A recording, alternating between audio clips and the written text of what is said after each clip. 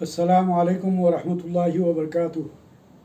الحمدللہ رب العالمین، نحمدہ ونصلی علی رسولہ الکریم، اما بعد، قال اللہ تعالی فی شان حبیبہ ان اللہ وملائکتہ یصلون علی النبی یا ایھا الذین آمنوا صلوا علیہ وسلموا تسلیما۔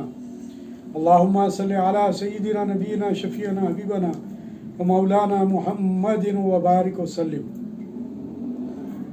الحمدللہ آج ہمارا یہ 66واں درس ہے، 67،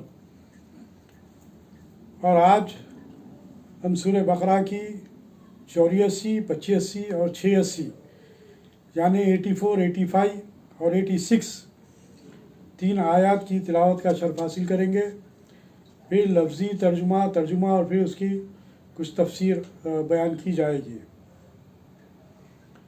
اللہ تبارک و تعالیٰ سے دعا ہے کہ وہ خیر کا معاملہ فرمائے۔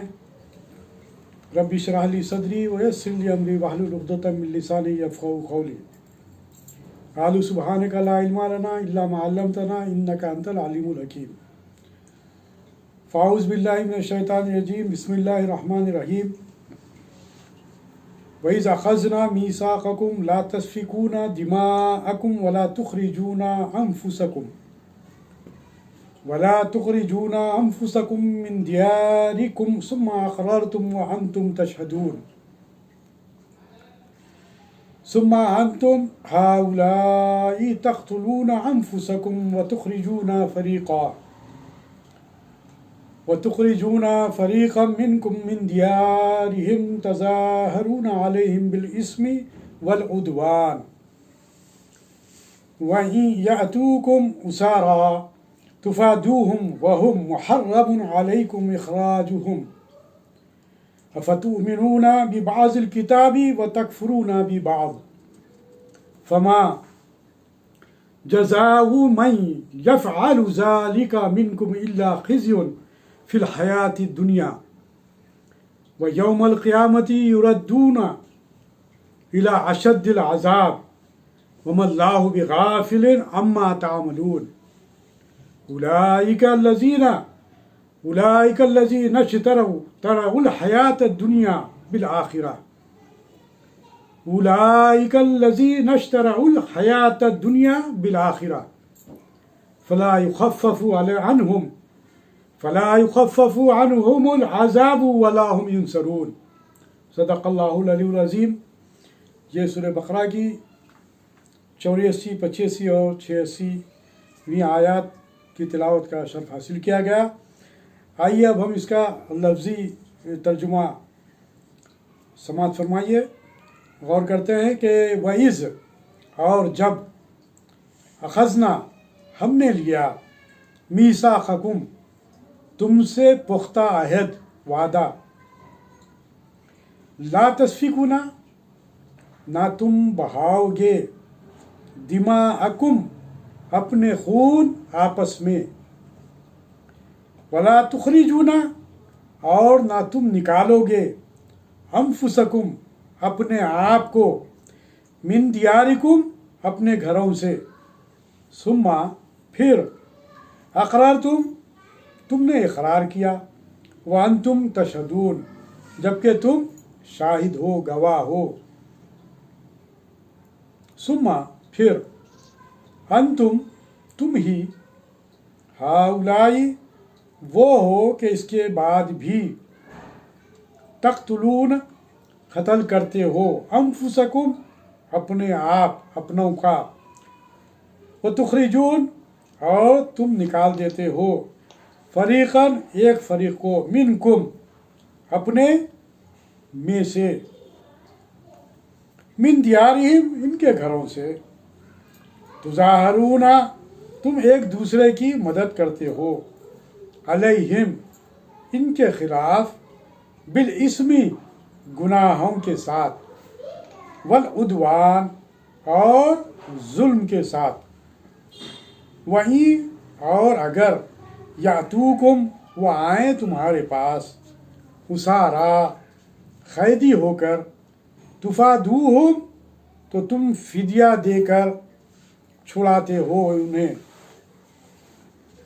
وہوا، حالانکہ وہ محرم حرام کیا گیا تھا، علیکم تم پر، اخراجہم ان کا نکال دینا، افتؤمنون کیا پھر تم ایمان لاتے ہو، ببعض الکتاب کتاب کے ایک حصے کے ساتھ، وہ تکفرون ببعض اور کفر کرتے ہو دوسرے حصے کے ساتھ، فما پس نہیں ہے، جزا یعنی کہ سزا، جو کچھ بھی جزا جو کچھ بھی تم کرتے ہو، من اس شخص کی، یفعلو کام کرے، ذالک یہ، منکم تم میں سے، الا مگر، خزیون رسوائی، فی الحیات دنیا دنیاوی زندگی میں، ویوم القیامہ اور قیامت کے دن،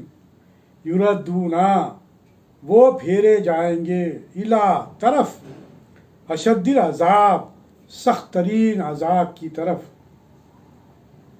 وما اور نہیں ہے، اللہ بغافل غافل، اما اس سے جو، تعملون تم عمل کرتے ہو،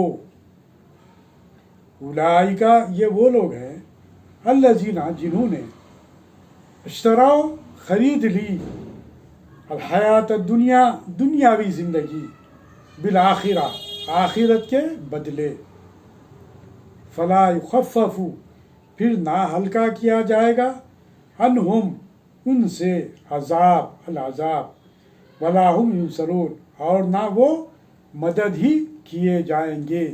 یہ تھا لفظی ترجمہ، ایک ایک لفظ کے کیا معنی ہوتے ہیں تاکہ ہم کو یاد بھی رہے، اور بار بار جب ہم قرآن پڑھتے ہیں تو اس بات کا خیال رکھیں اور اس بات کو ذہن میں وہ الفاظ آتے ہیں تو بار بار سننے سے وہ الفاظ یاد بھی ہوتے ہیں۔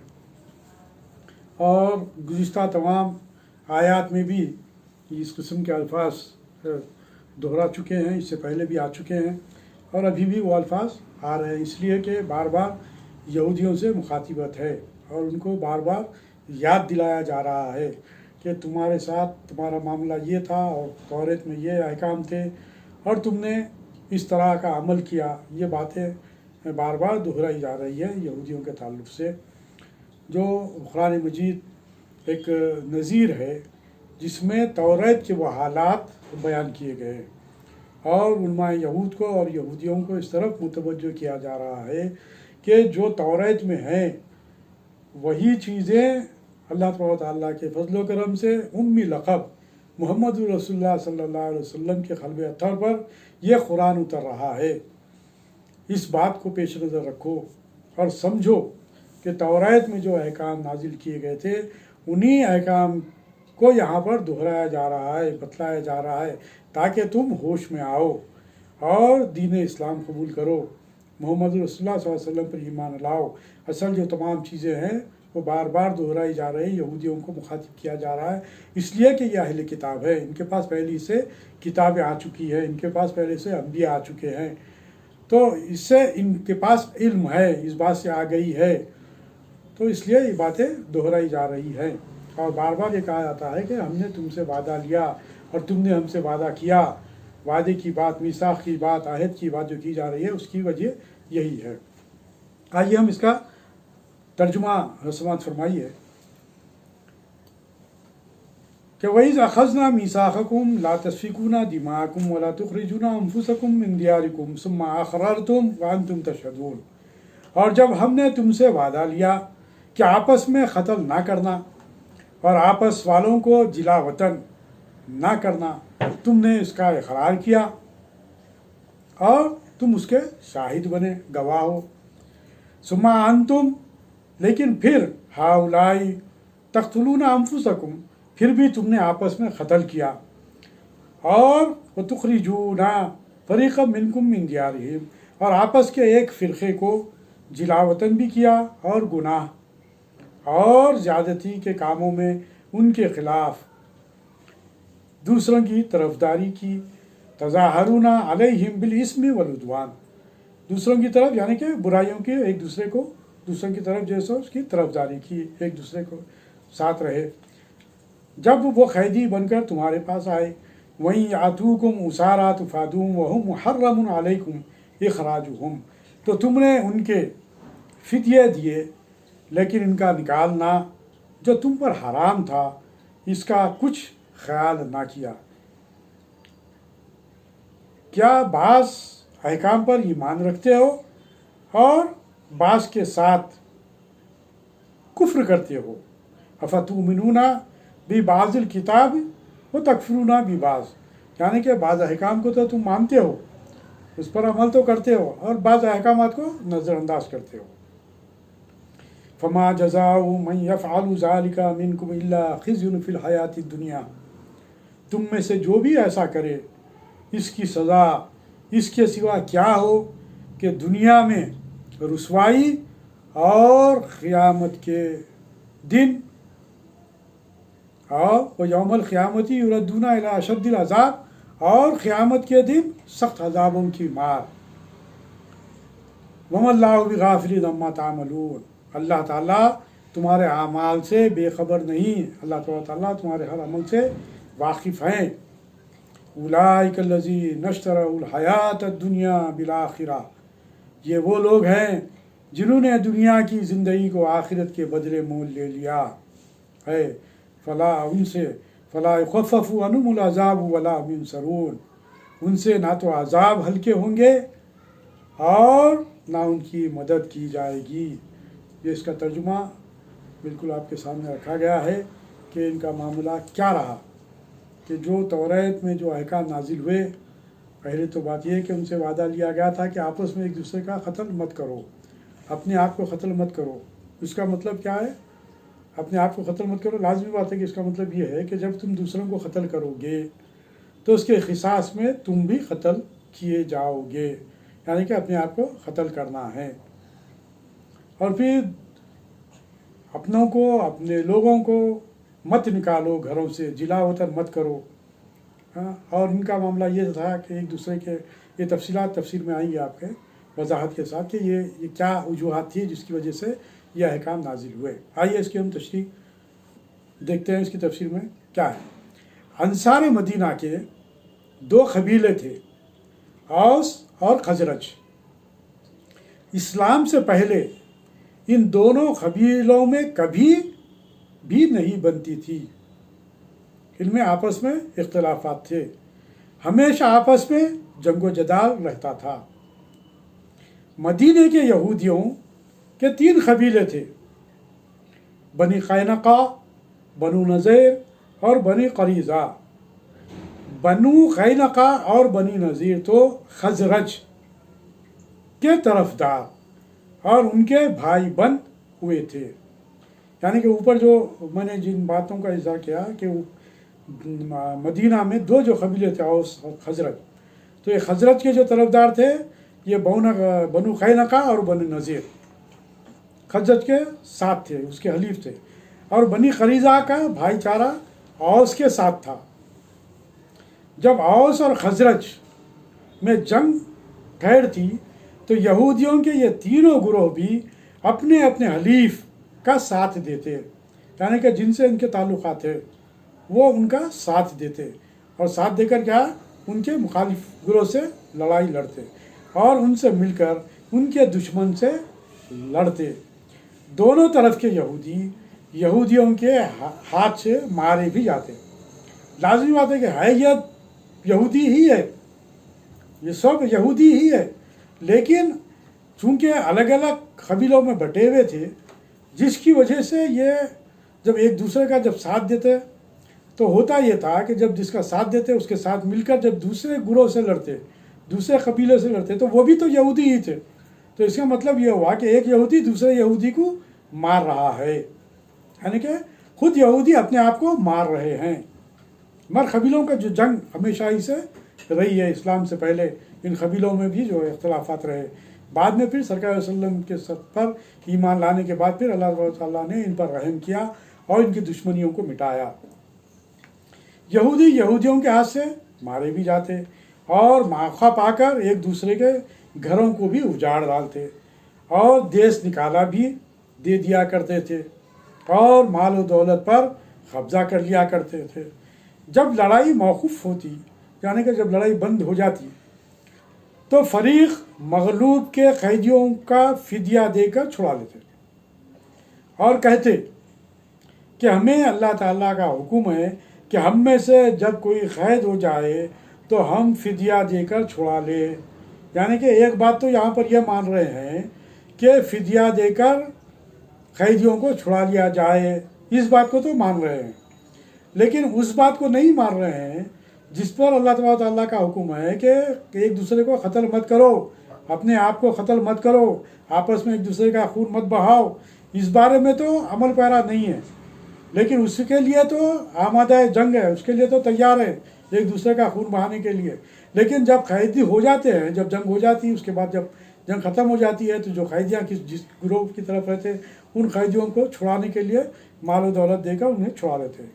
اس پر اللہ تعالیٰ فرماتا ہے کہ اس کی کیا وجہ کہ میرے اس حکم کو تو تم نے مان لیا، لیکن میں نے کہا تھا کہ آپس میں کسی کو قتل بھی نہ کرو، گھروں سے نہ نکالو، اسے کیوں نہیں مانتے؟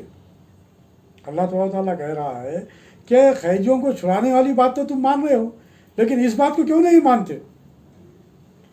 یعنی کہ بات یہ ہوئی کہ کسی حکم پر ایمان لانا اور کسی کے ساتھ کفر کرنا، یہ کہاں کی ایمانداری ہے؟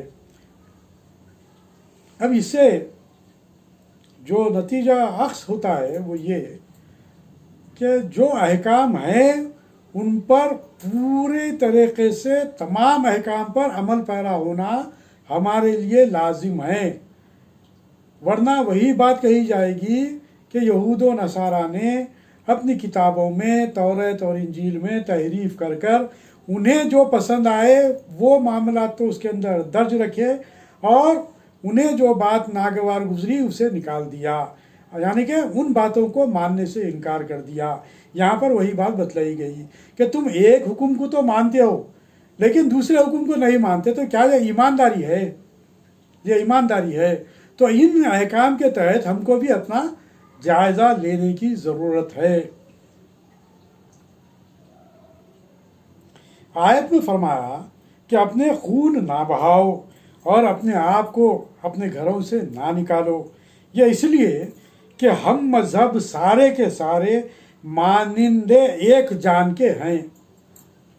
حدیث میں بھی ہے کہ تمام ایماندار دوستیوں، صلہ رحمی اور رحم و کرم میں مثل ایک جسم کے ہیں، کسی ایک عضو کے درد سے تمام جسم بےتاب ہو جاتا ہے، ذرا سا اگر بخار چڑھاتا ہے تو راتوں کی نیند اچاٹ ہو جاتی ہے، یعنی کہ جسم کے تمام اعضاء اس سے متاثر ہوتے ہیں۔ سرکار صلی اللہ علیہ وسلم کی حدیث مبارکہ بھی ہے، قرآن مجید میں بھی آیتوں میں یہ بات آئی ہے کہ مسلمان جسد واحد کی طرح ہیں۔ مسلمان ایک حدیث میں بات یہ آتی ہے کہ ایک عمارت کی طرح ہے، اور جو عمارت بنتی ہے کئی اینٹوں کو جوڑ کر عمارت بنائی جاتی ہے، اور ایک اینٹ بھی اگر اس میں سے نکال لی جائے تو وہ عمارت بوسیدہ ہو جاتی ہے، کمزور ہو جاتی ہے، وہ دیوار میں کمزوری پیدا ہو جاتی ہے۔ تو اسی لیے سرکار صلی اللہ علیہ وسلم کے احادیث بھی آتے ہیں اور قرآن آیات بھی آپ کو آئندہ تفاصیل میں آئیں گے، آئندہ آیات میں آپ کے سامنے یہ تمام تفصیلات بھی آئیں گے کہ انما المؤمنون الاخوہ، تمام مسلمان آپس میں بھائی ہیں، اور ایک مسلمان کے پیر میں اگر دنیا کے کسی خطے میں بھی اگر کانٹا چبھتا ہے تو اس کا احساس تمام دنیا کے مسلمانوں کو ہونا چاہیے۔ جس طرح کی مثال دی جاتی ہے کہ اگر کسی جیسا کہ بخار آیا تو سارا جسم ہمارا تپنے لگتا ہے، تمام جسم کے اعضاء اس سے متاثر ہوتے ہیں، کبھی سر میں بھی درد ہو رہا، آنکھوں سے پانی بھی جا رہا، جسم کسکسا رہا، یہ کیا ایک بخار کی وجہ سے۔ یا پھر اگر ہماری انگلی کٹ جاتی ہے تو اس کا احساس، اس کا درد سارے جسم کے محسوس کرتا ہے۔ تو یہ جو احساس جو دلایا جاتا ہے وہ اسی لیے کہ اپنے قوم، اپنے ہم مذہب لوگوں کی بڑی اہمیت ہے۔ تو یہاں پر وہی بات بتلائی گئی کہ اپنے ہم مذہب لوگوں کو قتل مت کرو۔ یہاں پر جو بات بتلائی گئی تم لوگ آپس میں جو ایک دوسرے کو قتل کر رہے ہو، جیسا کہ گزشتہ کی آیت میں بھی یہ بات سامنے آئی کہ قتل کرنا اللہ تعالیٰ کے پاس سب سے بڑا جرم ہے۔ شرک اور کفر کے بعد اگر کوئی بڑا جرم ہے تو وہ ایک دوسرے کا قتل کرنا ہے، قتل ہے۔ इस बात को जहन में रखिए। अल्लाह तबारक ताला के पास सबसे बड़ा जुर्म, क्योंकि अल्लाह तबारक ताला की अमानत है हमारी ज़िंदगी। हमारी ज़िंदगी अल्लाह तबारक ताला की अमानत है। इस ज़िंदगी पर सिर्फ अल्लाह का हक़ है, इसीलिए हम अपनी ज़िंदगियों को संभाल के रखते हैं। और अगर हम अपनी ज़िंदगियों के नजराने पेश करेंगे तो अल्लाह के हुक्म पर पेश करेंगे, अल्लाह की राह में शहीद होने के लिए पेश करेंगे, क्योंकि ये उसका हुक्म है। जहाँ उसका हुक्म है वहाँ पर इस बात पर अमल पैरा होंगे। यहाँ पर अल्लाह तबारक ताला का हुक्म है कि एक दूसरे को कत्ल मत करो, अपने लोगों को कत्ल मत करो, और अपने लोगों को देश निकाला मत करो, उनको घरों से मत निकालो। ये तमाम चीज़ें जो सो यहाँ पर बयान की गई है।